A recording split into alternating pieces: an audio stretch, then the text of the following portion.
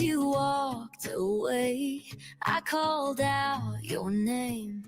It was at that very moment I knew I would not be the same. You left me broken all alone, and now you will not pick up your phone. Did you think that would get me feeling down? No, that made me drive all around that old small town. Did you think I would drown in your pain? Hell to the no, let me explain. I drove up to that old dive bar on the corner of a new tomorrow. I thought I was going in to drink away my sorrows. Instead I danced the night away. Boom bopping, bar hopping, body rocking, foot stomping all night long.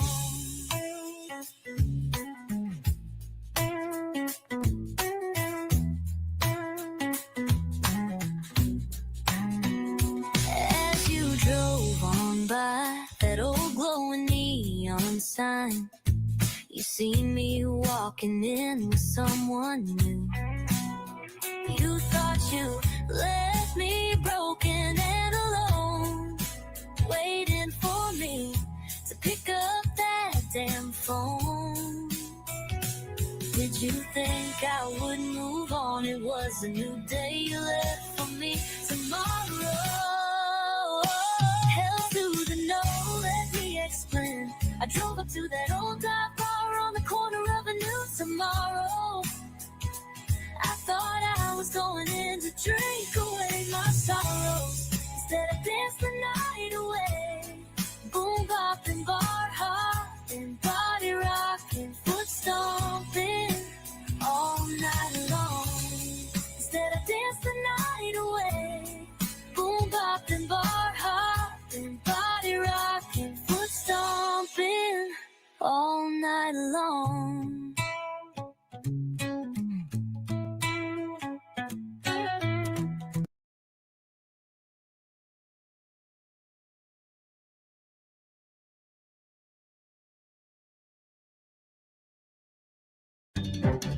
State police say a victim of human trafficking was able to escape from two men on the Pennsylvania Turnpike last night after possibly being drugged. Thanks for being here today at noon. I'm Candace Scalise. What we initially reported as a stabbing on the Turnpike near mile marker 202 in Franklin County last night turned out to be a woman escaping her kidnappers. That's what police are saying at this hour. CBS 21's Maxine Rose joining us live in Logan Township with this woman's story of survival. Maxine. Yeah, that woman, Candace, fighting for her life. She told state police that she escaped from two men who kidnapped her, drugged her, and threatened to rape her. And state police also say she was being trafficked to Canada. So here's what we know right now from court documents. It says around 5:40 last night, a state trooper saw a vehicle drive onto the center median on the Turnpike near mile marker 202.5 in Lurgan Township. Troopers said there were two men inside the vehicle where the woman escaped. Documents say the victim stabbed one of the men, got out, and ran across the road into the woods. The men have been identified as Jose Antonio Hernandez Gutierrez and Edgar Jesus Espinoza Gamboa.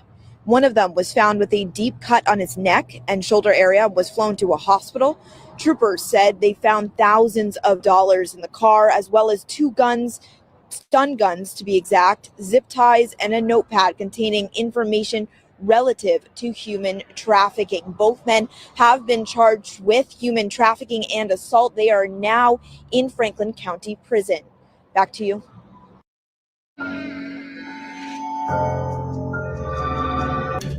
State police say a victim of human trafficking was able to escape from two men on the Pennsylvania Turnpike last night after possibly being drugged. Thanks for being here today at noon. I'm Candace Scalise. What we initially reported as a stabbing on the Turnpike near mile marker 202 in Franklin County last night turned out to be a woman escaping her kidnappers. That's what police are saying at this hour. CBS 21's Maxine Rose joining us live in Logan Township with this woman's story of survival. Maxine. Yeah, that woman, Candace, fighting for her life. She told state police that she escaped from two men who kidnapped her, drugged her, and threatened to rape her. And state police also say she was being trafficked to Canada. So here's what we know right now from court documents. It says around 5:40 last night, a state trooper saw a vehicle drive onto the center median on the Turnpike near mile marker 202.5 in Lurgan Township. Troopers said there were two men inside the vehicle where the woman escaped. Documents say the victim stabbed one of the men, got out, and ran across the road into the woods. The men have been identified as Jose Antonio Hernandez Gutierrez and Edgar Jesus Espinoza Gamboa. One of them was found with a deep cut on his neck and shoulder area, was flown to a hospital. Troopers said they found thousands of dollars in the car, as well as two guns, stun guns to be exact, zip ties, and a notepad containing information relative to human trafficking. Both men have been charged with human trafficking and assault. They are now in Franklin County Prison. Back to you.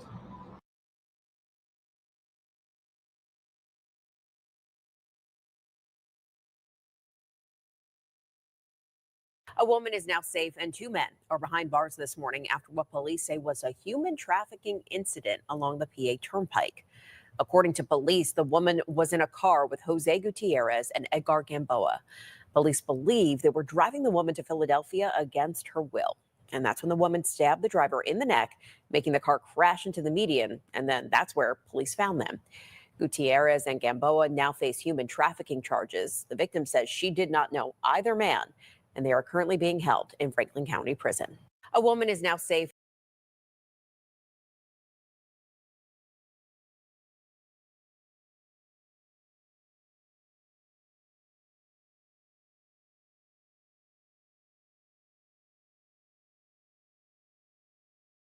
And that's when the woman. Sorry, I hit the stupid wrong button. Thank God she got away. I'm looking to see if there's any more. I found when I was looking, because this is the first of its kind that I've heard like this here close to me on our turnpike this bad. When I seen this, I looked it up, and there it seems that it happens often. Here's a year ago, Pennsylvania Turnpike working to combat human trafficking. PA Turnpike working to combat. It's all over and it's constant. Given Box collects donations for human trafficking survivors. Let's put this one on. The Pennsylvania Turnpike has been working for 2 years to put an end to human trafficking. They are pushing two pieces of information that could be useful to all of us. Mackenzie Gerald joins us now. Mackenzie. Alicia Valerie, according to the judicial system of Pennsylvania, Dauphin County has the second highest amount of human trafficking cases in the state, and plenty of victims travel the Turnpike. Human trafficking is very prevalent in our area. People don't realize how prevalent it is. With our heat map, you can see everything in red, and you can see that human trafficking, although it has happened, it can happen anywhere, and it has happened on the Turnpike. According to the National Human Trafficking Hotline, thousands of cases have been reported and identified in Pennsylvania since 2007.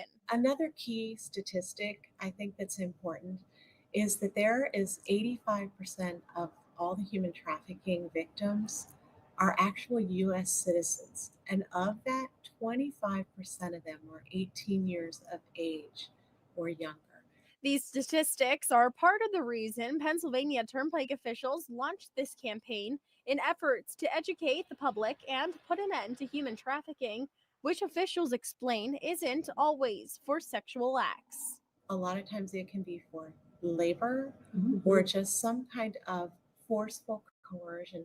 Officials explain this campaign is important in PA because We knew we hit big cities, little cities, connection points across state lines. The corridor itself and the path, it's the perfect place to address some of these things. We know that traffickers often use the highways, and it is an efficient roadway. So we knew we had an opportunity to raise awareness and get the community involved and connect with other agencies and groups and states. Since the campaign launched, 84 human trafficking awareness signs have been displayed across the Turnpike. The universal hand sign or who to call for help in all of our rest stops and the service plazas and in the restrooms. So it's out there so everyone can see it, because our main goal here is to educate everybody. If you need that help, reach out. We can do it together, but it's up to everybody to work together. We need you to help everybody out there so that there is not one person that's left behind. So we want the Turnpike to be a safe place. Lancaster and York are also in the top 10 most common counties for human trafficking. That sure way to know something might be wrong is if you see this SOS hand signal, your fingers holding your thumb. Anytime you're suspicious, just call the state Turnpike's emergency number, *11. Alicia. Great info there. Mackenzie, thanks so much.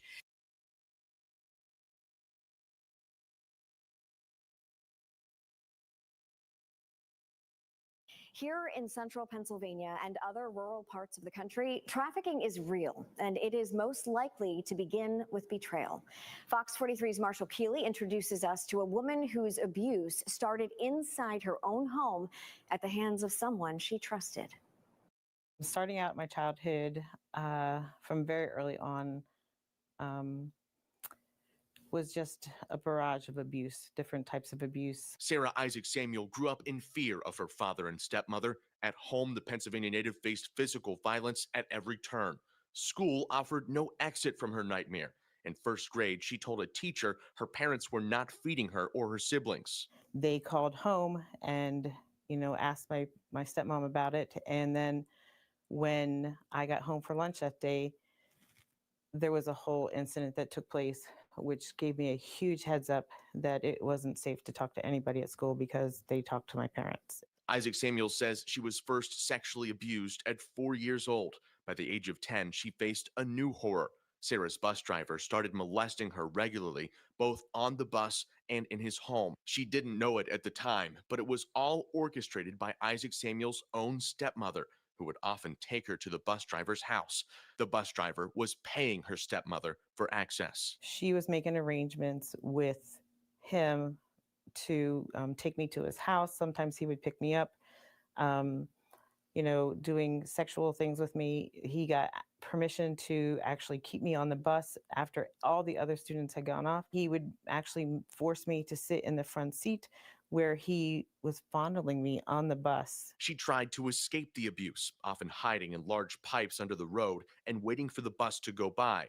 But when her parents would find out she wasn't at school, it meant more violence at home. The trafficking went on for 2 years. With familial trafficking, everything looks normal. That's the whole thing. They try to make it look as if nothing is going on. It's happening everywhere. Familial trafficking definitely is something that we've been talking a lot about, especially in PA, where you have rural areas, and that's where familial trafficking you'll see most often. Zozan Kuchakaiden is the Anti-Human Trafficking Services Coordinator at the Pennsylvania Coalition Against Rape.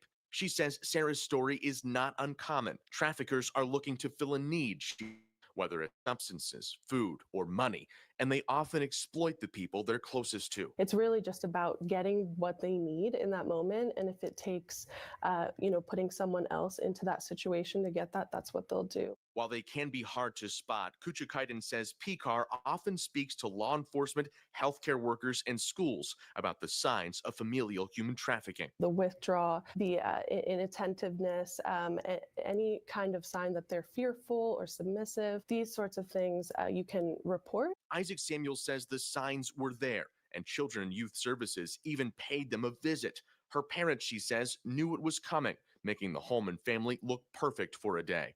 CYS asked the children about the abuse in front of their parents.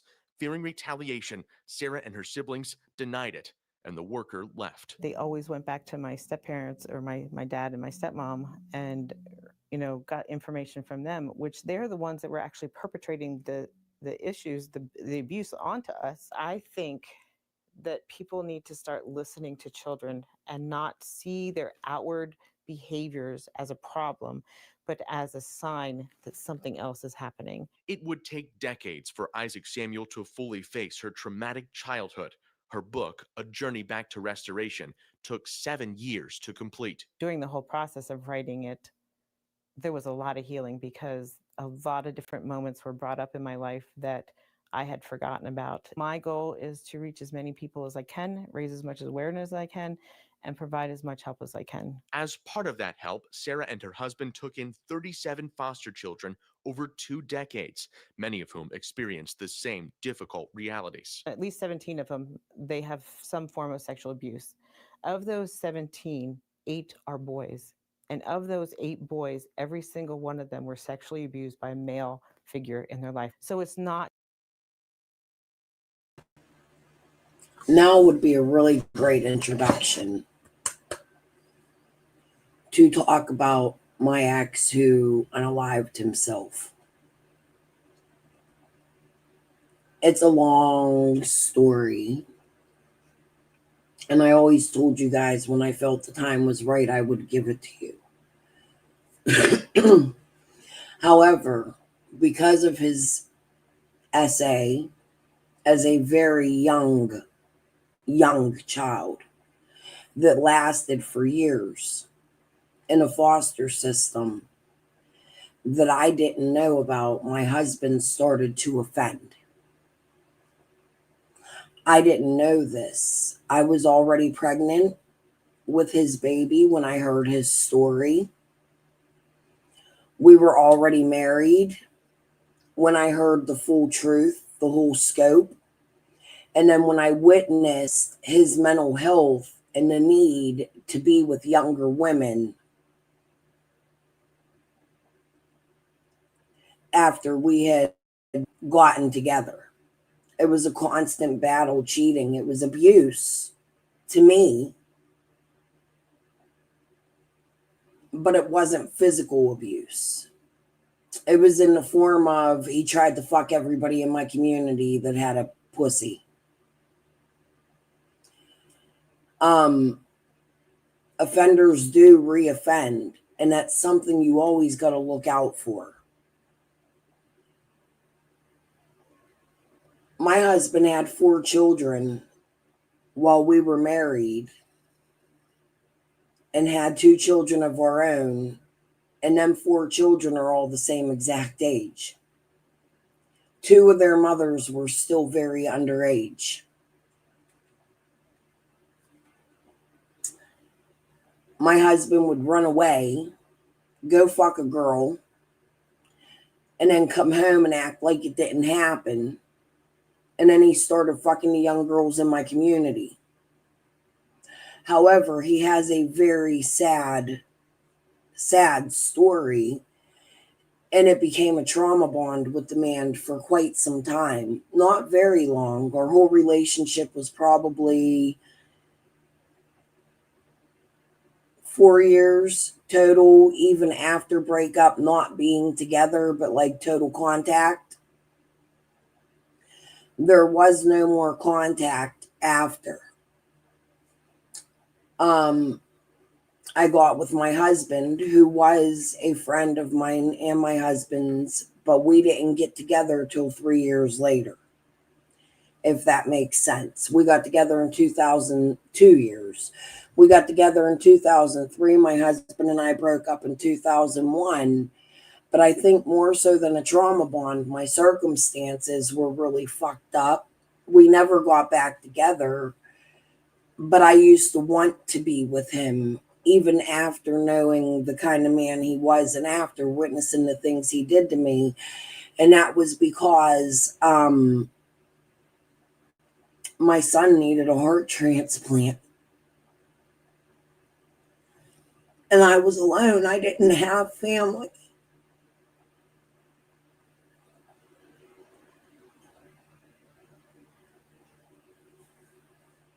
Hold on.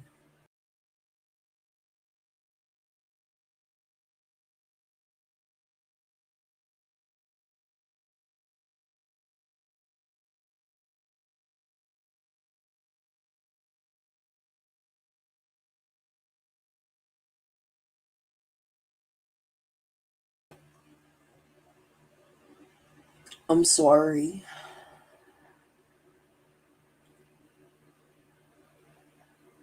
I was 22, 23 years old, 24.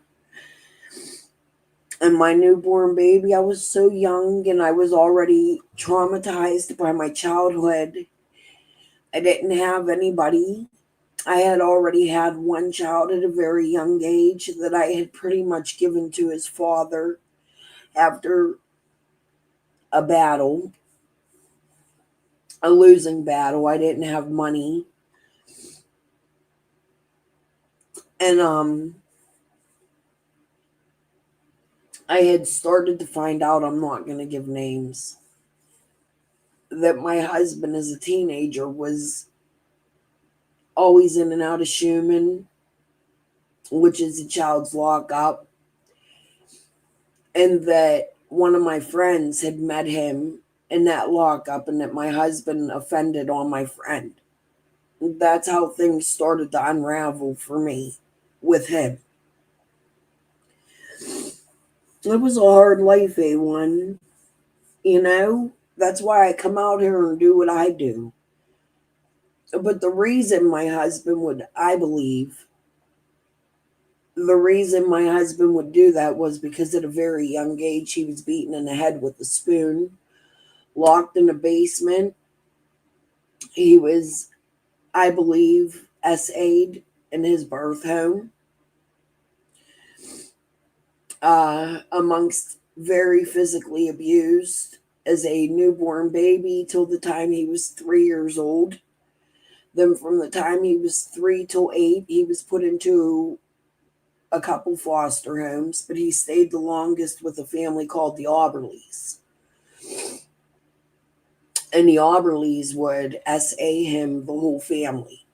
It wasn't just one human in the family, and they had lots of foster kids. By the time he had gotten adopted at 8 years old, he was broken, extremely broken, as an 8-year-old. And his adopted family had felt for him, but their doctors, and I believe, in my opinion, adopted family adopted him for jobs, for status. They wanted the most broken kid so that they can rise on the ladder in their doctoring jobs and social work and work with CYF. And they would later use that against me after my husband and I broke up and while my son was waiting for his heart transplant. And they would fight me for custody of my children, and they would lie and say I had a low IQ and I was on drugs and I just had to go through the court system. They would deliver me court papers on the day of the court hearing after the court hearing started by way of hospital security while I was in the hospital with my baby waiting for a heart. It was torment. And by the time they adopted my husband, he was terribly broken. And I guess he had signs that he would look at adopted mom through the door at 8, 9 years old, and she didn't feel comfortable. Well, he ended up offending on another child they adopted. And they locked him up into a mental institution in Richmond, Virginia, till he was 18 years old. That's when I found him. They threw him onto the streets, gave him a wad of money, and said, go live your life. And every time he didn't do correct by his adopted parents, they would throw him to the garbage. Like, it would be like, well, let me check my calendar and see if I can meet with you. And they pretty much threw him to the wolves. So when I got him, he was extremely broken. That's what I loved about him. However, I didn't know why he was broken, and I got pregnant and we got married. And I started to uncover the truth about him as she helped take my other child away because of what he did when he was a child, and she should have. However, the woman should have came to me and spoke to me and told me her concerns, and maybe I never would have been around him or had gotten pregnant to him or married him. Oh, Helen, thank you, baby. I need that right now. I'm a mess.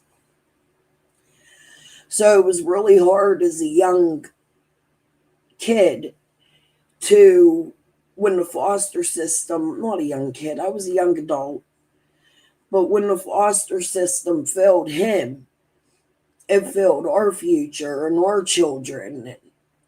Secrets lie deep, and when you start to uncover those things and you're so young and you're already going through things, what do? You know, I've made a lot of mistakes in my life due to it, but my circumstances have been horrible thanks to the foster care system in DHS. And I don't mean to come out here for sympathy, but this is why I do this. This is why I come out here, and this is why I fight every day for Summer and for my missing friend Lisa. And this is why I'm not silent. It's heartbreaking to watch real human trafficking in real life or see the effects from it. I have a sister, two sisters actually now, that have been human trafficked, and that have also one that is human trafficked her own child, according to court documents. She's denying it. Her old man's in jail right now, and he's extremely abusive. When you grow up in these, it does become generational. And if you listen to this lady, just blew my mind a little bit, which is why I didn't expect to talk about this. I just thought it was a really good fucking time to start talking my husband's story. And I'm not done. There's a lot more. There's a lot more to it. This is just my entrance to it. I'm happy we covered this. Let me see how long this video is. We still got a few minutes. We're going to listen. Actually, let's go back and start this over. And then I'm going to go to the trucking shit that's been going on that I think we need to pay attention to. In central Pennsylvania and other rural parts of the country, trafficking is real, and it is most likely to begin with betrayal. Fox 43's Marshall Keeley introduces us to a woman whose abuse started inside her own home at the hands of someone she trusted. Starting out my childhood from very early on was just a barrage of abuse, different types of abuse. Sarah Isaac Samuel grew up in fear of her father and stepmother. At home, the Pennsylvania native faced physical violence at every turn. School offered no exit from her nightmare. In first grade, she told a teacher her parents were not feeding her or her siblings. They called home and, asked my stepmom about it. And then when I got home for lunch that day, there was a whole incident that took place, which gave me a huge heads up that it wasn't safe to talk to anybody at school because they talked to my parents. Isaac Samuel says she was first sexually abused at 4 years old. By the age of 10, she faced a new horror. Sarah's bus driver started molesting her regularly, both on the bus and in his home. She didn't know it at the time, but it was all orchestrated by Isaac Samuel's own stepmother, who would often take her to the bus driver's house. The bus driver was paying her stepmother for access. She was making arrangements with him to take me to his house. Sometimes he would pick me up, doing sexual things with me. He got permission to actually keep me on the bus after all the other students had gone off. He would actually force me to sit in the front seat where he was fondling me on the bus. She tried to escape the abuse, often hiding in large pipes under the road and waiting for the bus to go by. But when her parents would find out she wasn't at school, it meant more violence at home. The trafficking went on for 2 years. With familial trafficking, everything looks normal. That's the whole thing. they try to make it look as if nothing is going on. It's happening everywhere. Familial trafficking definitely is something that we've been talking a lot about, especially in PA where you have rural areas, and that's where familial trafficking you'll see most often. Zozan Kuchakaiden is the Anti-Human Trafficking Services Coordinator at the Pennsylvania Coalition Against Rape. She says Sarah's story is not uncommon. Traffickers are looking to fill a need, she says, whether it's substances, food, or money, and they often exploit the people they're closest to. It's really just about getting what they need in that moment, and if it takes, putting someone else into that situation to get that, that's what they'll do. While they can be hard to spot, Kuchakaiden says PCAR often speaks to law enforcement, healthcare workers, and schools about the signs of familial human trafficking. The withdrawal, the inattentiveness, any kind of sign that they're fearful or submissive, these sorts of things you can report. Isaac Samuel says the signs were there, and Children and Youth Services even paid them a visit. Her parents, she says, knew it was coming, making the home and family look perfect for a day. CYS asked the children about the abuse in front of their parents.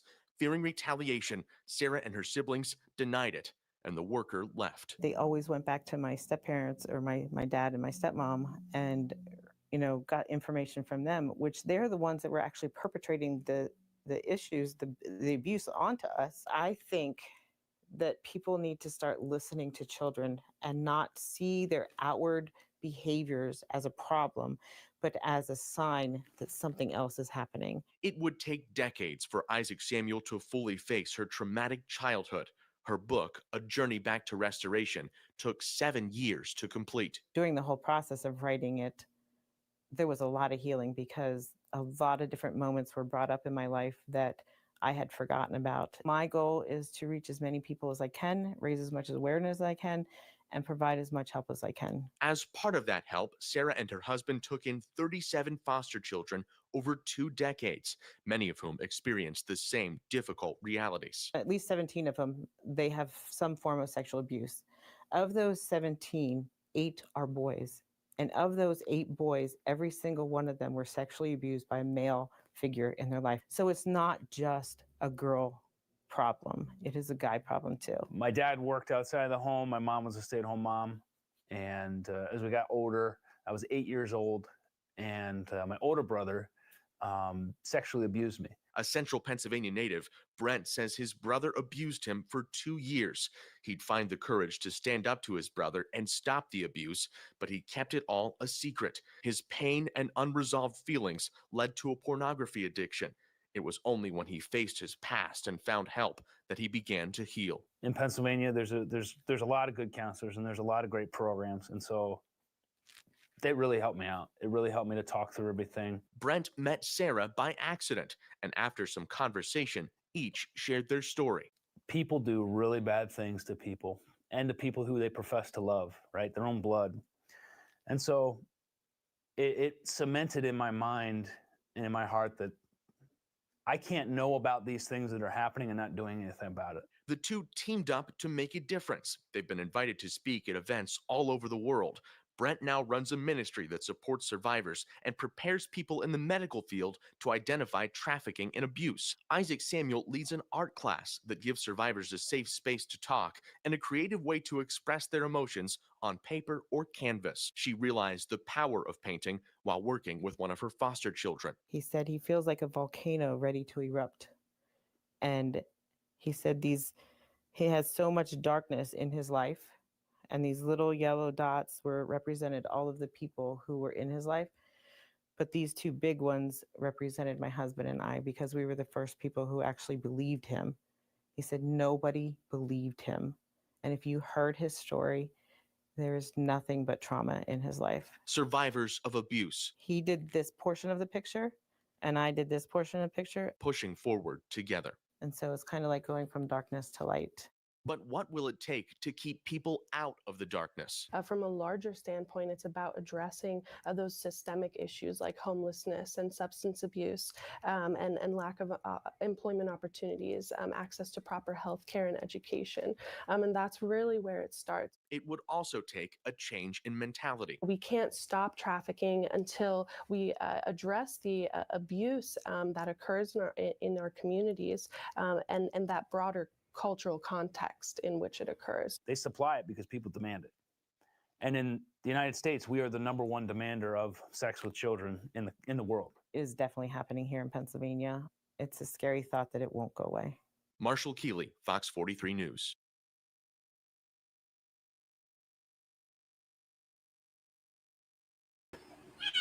I have a problem. We have a kitten in the room, and every time I go to grab it, it runs for me and runs under something, and it won't shut the fuck up. Hold on. Where are you at?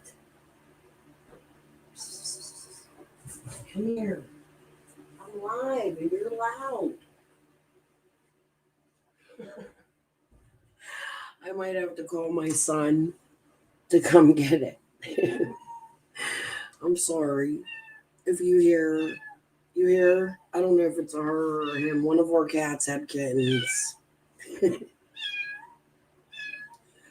Always listen to your children, little Deb. You're right about that. Oh my God, this cat's so annoying. It's so loud and it's so tiny. I want to show it to you. It ain't that tiny. Okay, let's move on because I just had a whole crying fit. Had to blow my nose, all kinds of shit. I apologize for that. I didn't mean to get that emotional. I didn't expect her to say that, to talk about the foster care system. It's just always, it's a sore spot, you know? All right. I'm going to go get this cat, but what I want to find is... Let's start with the truckers against trafficking. Truckers against trafficking. I'm Sergeant Joe Nickel with Iowa DOT's Motor Vehicle Enforcement. You may normally see us during a roadside commercial vehicle inspection or during a traffic stop, but today I'd like to speak to you about another topic, that being human trafficking. Human trafficking is forcing someone to perform a service, either commercial sex trafficking or labor trafficking against their will by 3 main methods: force, fraud, and coercion. And they do this for financial gain. It's also been referred to as modern-day slavery. It's been estimated to be a $32 billion a year enterprise and is expected to surpass illicit drug trafficking, as criminals can only sell a drug once, but a person can be sold time and again. We all have loved ones that come to mind when we hear about this criminal act of human trafficking. I'm sure you, like me, feel sick this happens in modern-day America. Well, do something about it. You've heard the sentiment that you are the eyes and ears of the road. Well, it's true. There are approximately 3.5 million commercial drivers in the U.S. That number far exceeds the number of law enforcement officers. CMV drivers are going to see and hear things that law enforcement may not. CMV drivers are traveling hundreds of thousands of miles daily. We need your help to attack this horrible criminal act. The Iowa DOT's Motor Vehicle Enforcement has partnered with Truckers Against Trafficking. They're a nonprofit group that provides training materials for the trucking industry to raise awareness of human trafficking. This training will not only raise your awareness, but also provides resources and a toll-free number to call should you see or suspect human trafficking may be occurring. We would ask you take the time to watch a training video, grab a wallet card, and keep your eyes open as you travel America's highway system. You will learn what human trafficking looks like, what indicators to look out for, and what to take note of, so when you make that call, you'll put the best possible information in the hands of law enforcement. Thank you for your participation in the TAP program, and remember, everybody needs a hero. And you could be a victim's hero if you make that call. You could save a life. Thank you for your partnership in this effort. Sex trafficking. It's a problem in America that's growing every day. Sex trafficking, or forced prostitution, is one of the fastest growing criminal enterprises in the world, and it affects millions globally. What people don't realize, though, is that sex trafficking isn't just limited to a third world country. It happens in America. It happens in your home state. It happens in your neighborhood. As the eyes and ears of our nation's highways, and with a membership of 7 million strong, the trucking industry has the opportunity to combat this injustice head-on. Truckers Against Trafficking, TAT, equips the industry with a response.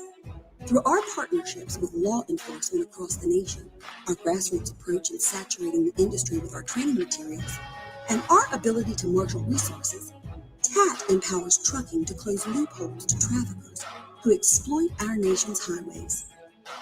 As a result, Truckers are now one of the most motivated and well-organized industry groups on this issue, and their reports have led to countless arrests and recoveries of victims across the country. The trucking industry is driving change in this area, and you can too. For more information on how you can make a difference by partnering with us, be sure to visit us online. Email us or call us.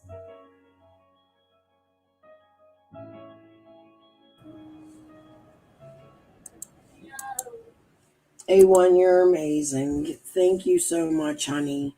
Sorry, I stepped away. You got me smiling. I'm still chasing the cat. The cat got me smiling. My granddaughter got me smiling. Did you get them both? No. You got to get 3 of them. She's mad. Shut the door because she runs back in. Leave Taja. I'll get Taja. Holy Lord. You guys, I hope that was a laugh. Mama cat came in and wanted the baby cat, and the baby cat kept running from me. That was a whole mess. I usually don't let the cats in this room because they like to go in this one corner and poop. And I'm not okay with that. Like, it stinks. You guys are amazing. Thank you. I'm so glad I have my subs, my loyal subs that come in here and are willing to listen to my bipolarness, right? All right. And support me. You guys really do rock. All right. Let's see. Truck drivers helping to fight against human trafficking. And this is because it is on our highways. There's a certain video I'm looking for. Human trafficking awareness for truckers. Hold on. There was a news broadcast I seen a while back.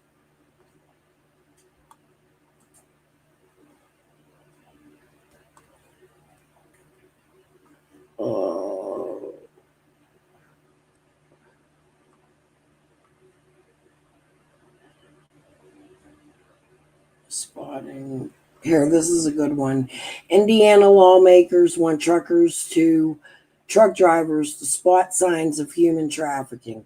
But this isn't really what I'm looking for. I want to show you why they're raising awareness. I might have to come back really bad. And these little ones, they keep coming in here, and you could paper train a cat. I know, I've heard that. I should try it. My cat's old. Her name's Taja. She's like 15, 16 years old, I think. She's starting to show signs. It's making me sad. All right.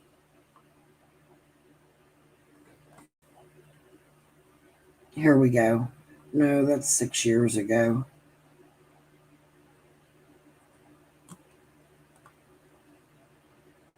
Bill continues to advance adding human trafficking prevention training for hosier truckers. Let's put this, how long is it?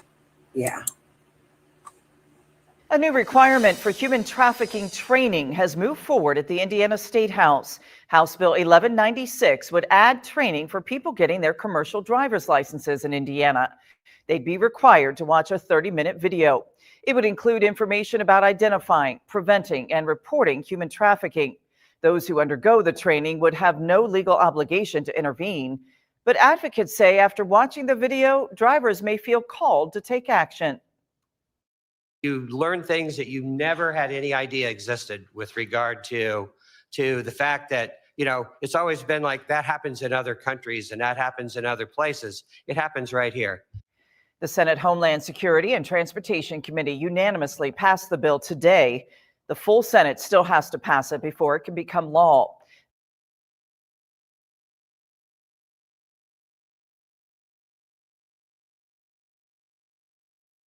Are the eyes and ears of our nation's highways. Long-haul truckers see a lot on the road, and in some instances, they can become the perfect crime fighters. Now one trucking company is tackling a growing epidemic, sex trafficking. They are teaching their drivers to be proactive in recognizing this crime, and in the process, they are saving lives. Billy Myers loves driving trucks and has for decades, and he's seen his fair share of wild situations while out on the road. I've seen people get undressed like it's no big deal, touching themselves where they shouldn't be touching. You see all kinds of stuff.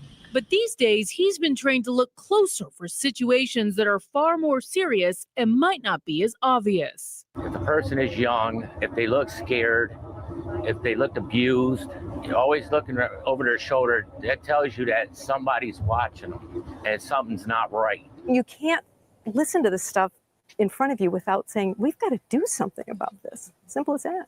Kathleen Eberle is the president of NPO Transportation and Billy's boss. She knows her drivers can do something to stop human trafficking, a crime which often happens in places like motels and truck stops. I feel strongly that we are the eyes and the legs and the rubber on the road. If they see something, there's the eyes out there. They can see when something doesn't look quite right. And they have no problem putting themselves out there if you give them the opportunity and the tool to do so. That tool is Truckers Against Trafficking, a grassroots organization that teaches truckers the simple signs of spotting possible sex trafficking. Eberle has made the training mandatory for all of her drivers. Truckers Against Trafficking started in 2009. Since then, 525 likely trafficking cases have been identified involving 972 victims, 315 of which were minors. And we're talking about our children, boys, young girls, ages 9 to 15 is the sweet spot, so to speak. And we can't let it continue. The program is simple yet effective. Every truck has stickers with the 1-800 number to call if a driver sees something suspicious. And every driver has that number programmed in their phones, making it easier to report behavior that just doesn't seem right. I tell my fellow drivers, pick up the phone, call the police. It's always better safe than sorry. And Truckers Against Trafficking make sure to stress to drivers not to engage or put themselves in the middle of a situation. Instead, they are told to call the National Human Trafficking Hotline and report what they see. And Matt, this is a growing movement. Truckers Against Trafficking says almost 500,000 drivers have now taken their training. It's a lot of eyes out on the streets.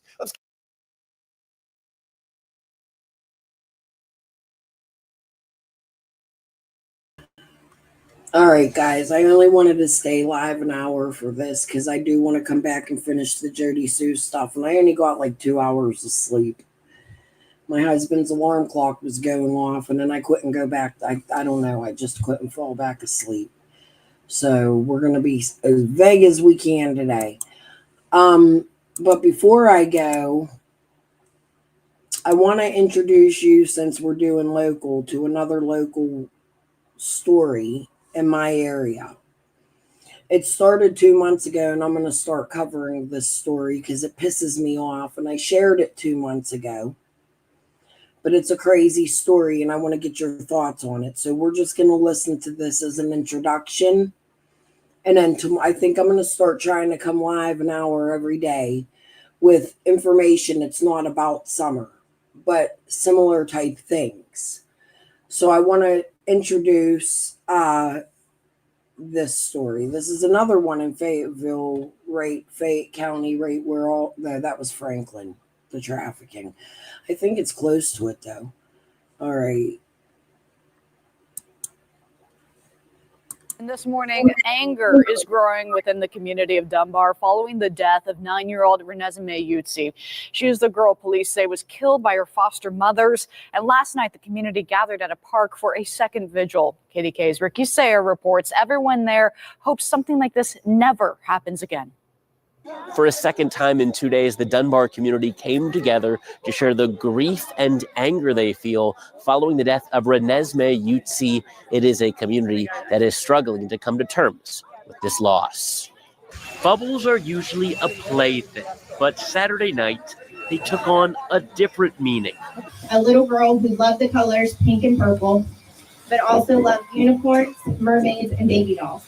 Renesmee Yutzi loved it all. I first met Renesmee at my store over here. I can tell you that she absolutely loves strawberry ice cream and an ice cream cone. The bubbles, organizers say, show the presence of that little girl who could no longer blow her own on this earth. Renesmee mattered. Her life mattered. Every one of her 9 years mattered. Hundreds came to the park, lighting candles, joined in prayer. Let's all bow our heads. This candle symbolizes more than a flame. The organizers say it symbolizes her spirit, their love, and shared resolve to push back against the darkness. Now it's time to get angry. That anger, clearly present. You don't want this to be your child, or your niece, or your nephew. Justice for Renesmee! Yeah. Say her name! Yeah. No child should have to suffer that. Organizers shared the need for stronger laws and for their community to say something when they see something. We must fight for the voiceless. Resume's light was stolen, but her memory will not fade. Hope that this will be the last time they ever need to gather like this. And may her light forever shine in our hearts. The DA thanked the community for their patience as it's taken them a few days to make the arrests that they have to in this case. He also said that it is a long process to get justice. Reporting in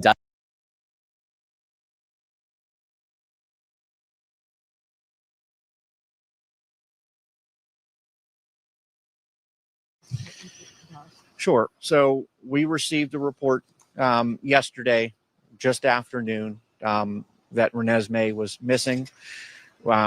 We engaged in extensive search efforts between different search parties, as well as Game Commission, Pennsylvania State Police. And throughout the day, we're going over various surveillance and cellular data, other things. We've done witness statements. We talked to the children in the home, which led us to discover the body of Renesmee around 3:30 this morning. What is the relationship between the woman charged and Renesmee? Courtney Utsi is the adoptive mother of this child, and she's been charged. So not biological mother? No. Got it. Is there any indication of cause of death? Still too early to say. Obviously, foul play is involved. It's very apparent to us that even from the time that we were searching for this little girl, Miss Utsi knew exactly where she was.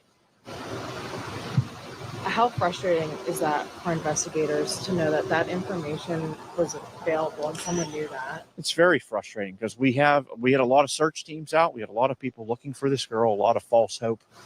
The amount of resources that were dedicated to this, immeasurable. It's not the result that we wanted this morning. I know it's tough to really say. I mean, what indications tell you that this was homicide? Well, anytime that a 9-year-old dies unexpectedly and is dumped into a river, that, there's every indication that we need that there's foul play. But what we saw this morning was a girl that appears to be malnourished, various bruises, cigarette burns on her body.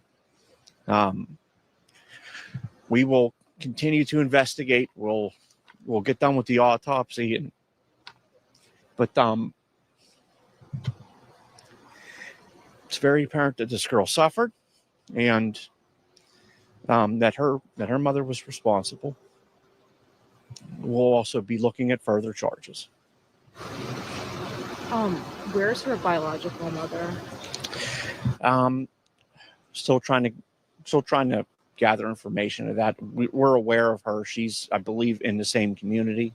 But it's been some time since she's had custody of these children.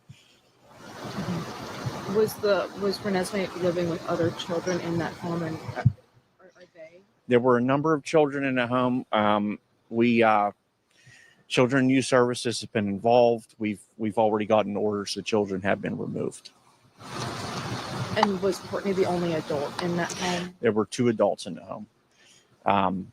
Name is escaping me right now, but they were her adoptive parents. 2 women were living in the home. So Courtney and another woman. Correct. And what's the relationship between the woman and Courtney? Do you know? I believe they're married. And another married woman. Correct. Anything else that you can share with us this morning? No, I just want to thank all the people that have been involved. Obviously, Ms. Yutzi is charged. She's presumed to be innocent until she's proven guilty in a court of law. You know the children in the home, were any of those adopted or any of those biological? Or I believe they're all adopted, although the exact relationship, again, we're still trying to gather. I don't believe that they all had the same father, although they may have all had the same mother. Another question I had, was there anything that made this uniquely challenging? Was there any challenges specific to this investigation? Well, it's always challenging when we're given inaccurate information. We're told that Renesmee leaves the house on her own, and we're trying to put together these pieces, working against somebody who's trying to actively evade us and stop us from finding the truth. But of course, again, we have a wonderful state police barracks here, great troopers, extremely skilled in what they do. We, immediately went to work pulling surveillance from different homes, businesses, license plate readers around the county to put together this information and be able to, again, get the result that we did. So Courtney was purposely giving inaccurate information. That's what we believe.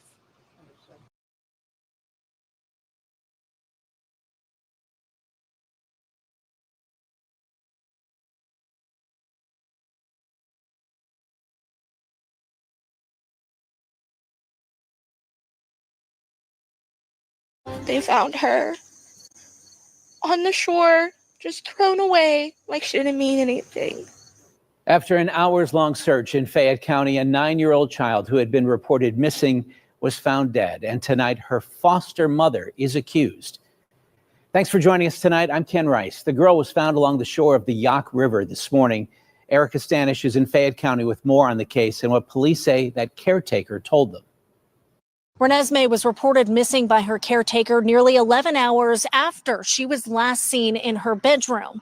Now the woman in charge of her care and well-being is being charged in her death. That woman, Courtney Yutzi, is behind bars where she was denied bail. We had search and rescue teams out. We had game commission, number of other volunteers. We searched for over 13 hours yesterday. It was a massive search that began at this home in Dunbar, Fayette County for 9-year-old Renesmee Yutzi that ended tragically.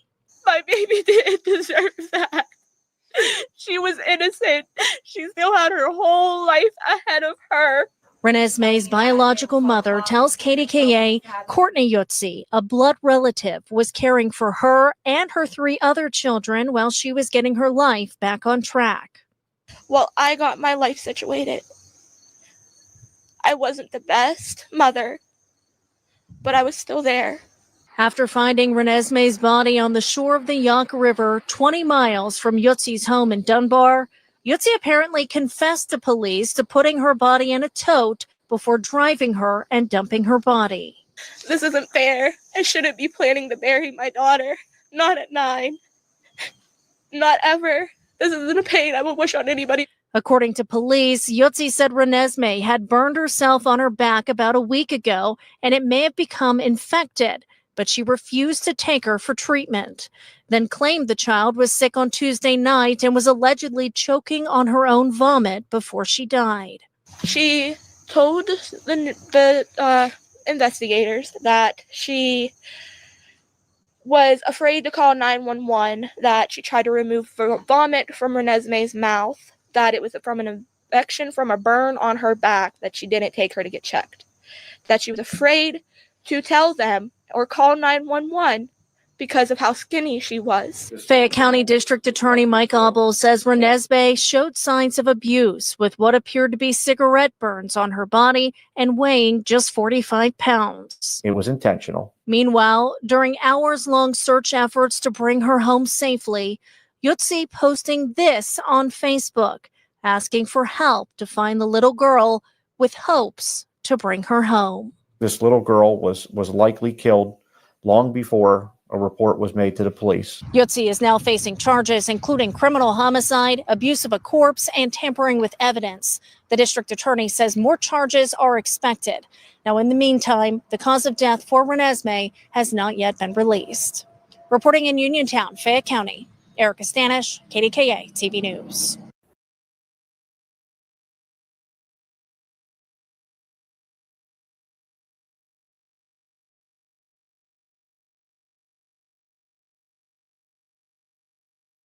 The caregivers that Kelly mentioned, Courtney and Sarah Shipley, they are, while also the legal guardians of Renesmee, are also related to the biological family of Renesmee. And that family, according to the mother, Christina Benedetto, the biological mother, she was working on a custody agreement to try and see Renesmee and her other kids more often. Now that family is devastated to know that that won't happen for Renesmee.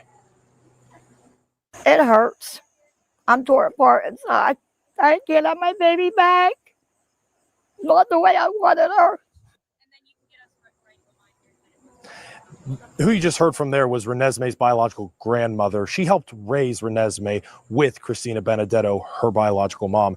After Christina became addicted to drugs when she was in her early 20s, she gave Renesmee and her other children's guardianship over to Sarah Shipley and Courtney Yutzi. After Renesmee's death this week, several family members are coming together to not just grieve tonight, but to be Renesmee's voice going forward.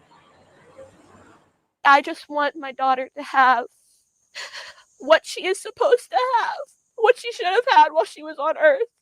And I will forever be grateful to every single person who is screaming justice for my Renesmee. And they kept her from me. They lied to me. There will never be closure. And you can see trying to be Renesmee's voice is even shown here on the vehicles of those loved ones. Justice for Renesmee and other messages on many vehicles here tonight at the Candlelight Vigil, which is going to start at 6 o'clock here in Dunbar. We'll have a report from that tonight from Jordan Siopa at 11. Covering Fayette County and Dunbar Township, Ed Diorio, Pittsburgh's Action News 4.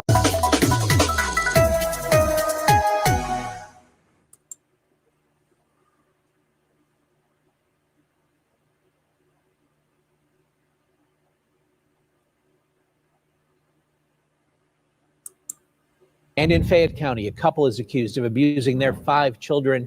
Krista Rose has more on what the husband and wife are accused of doing. This morning, the Pennsylvania State Police arrested husband and wife James and Carly Call after executing a search warrant on their home on Willis Avenue in Redstone Township, Fayette County. Police say a family member reported the couple to the Fayette County Child and Youth Services back in August. They say the Calls, 5 children, ages 5 to 14, and one with severe developmental disabilities, were living in deplorable conditions. State police say children were locked in a room with no beds, boarded up windows, excrement on the walls, and fleas. They were monitored by their parents with cameras, and at least one child was punished by their parents with a stun gun. Trooper Allie Wilson of the Pennsylvania State Police described what her and her fellow troopers saw at the Calls house in one word. It's sickening. That's the only word to describe it. It's sickening. Obviously, Fayette County District Attorney Michael Abel says the couple is facing charges including endangering the welfare of a child, aggravated assault, and reckless endangerment. We're very, very happy that a family member was willing to come forward and report this to us. We're very happy with our Children and Youth Services who removed these children, and our Bell Veteran State Police that continued this investigation long after the children were removed to make the arrest that they did today. According to Abel, the children that were removed last month are doing much better in their placement homes. Abel says they plan to prosecute the Calls to the fullest extent of the law. Reporting in Redstone Township, Fayette County, Krista Rose, KDKA TV News.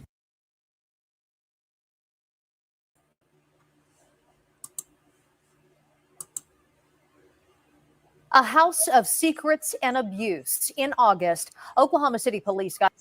That's one in Oklahoma. I didn't mean to play that last one, but I did. So, Helen, A1, and Little Dev, you guys have been with me throughout everything. I feel like it's time to start adding some mods. Thank you. Yay. Okay, so we got A1. Little Dev, Helen, would you like a wrench over here to help me on busy nights? Sometimes I have a lot of chatters, sometimes I don't. And the other night I had a chat that I had a hard time keeping up with. Yay, Helen. Woot woot. No, I don't have members. I'm looking for member ideas. Anybody got any ideas? What would you like to see me cover if I did memberships? I'm not going to throw the wrench right now. We're going to do it the next live because I'm a little slow at this shit. We'll start out. But I think that would be amazing. I think right now, I don't trust many, but I do know I need help. Yeah, you're 8 hours in front and you're always here. I'm always up at night. You're always around. I love it. If you guys have, I'm going to come up with some ideas for membership lives. I'll put a poll. Yeah, other true crime cases. That's the other thing, too. I do want to start covering other things like the Ute, Shipley. It's sad. And I feel like our CPS systems do need to be called out. Right after that, another one came on. It happened around the same time, 2 months ago. Same area. Why are there so many, especially in my state? I don't want to because of being sick. Okay, I don't hate you for saying no. I get it. Some people don't like to. I know, like Rain Dancer or Hattie, whatever the fuck she's going by now.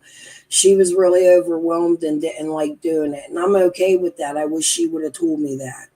So don't think I'm offended that you said no either. Okay, Little Deb, you know I love you. You're always welcome here. I'm just going to the ones I trust the most. The ones that have been here. I might pick a couple more and another couple chats. Would you like a wrench? I know you didn't you wrench for another channel before?